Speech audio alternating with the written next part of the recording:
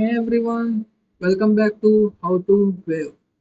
Here's the full guide to removing the Halloween notifications on Discord for 2025.